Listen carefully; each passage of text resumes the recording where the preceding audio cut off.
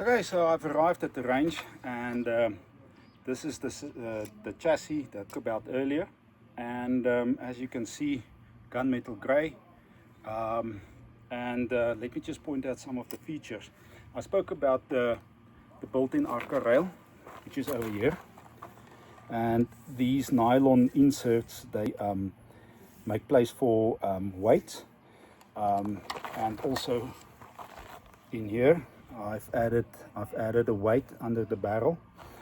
And yeah, so the length is it's way longer than the Alpha chassis. I would say about 2 inches. The built-in Arca rail is super. It's very convenient. You don't have to attach an Arca rail, a separate Arca rail under here. And I can attach my ASG assisted small group bipod as well as the Garmin Zero.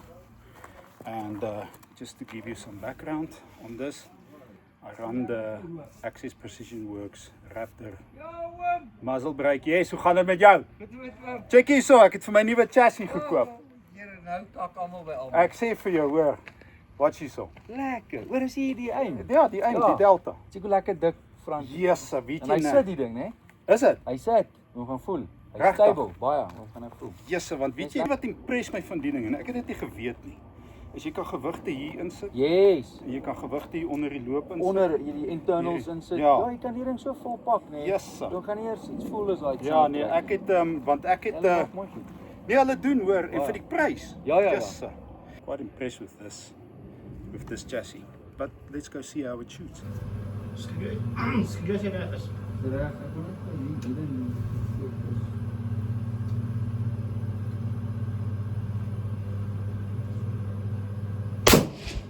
Oh, wow. Wat? Yes, hierdie ding skiet lekker. Daai recoil kom net so. Ja. Boop. Hierdie vorige by die ander die rooi chassis. Hop hy so. So. Ja, hy hop en dan kom hy so terug. Yes, sir. Jy is smart.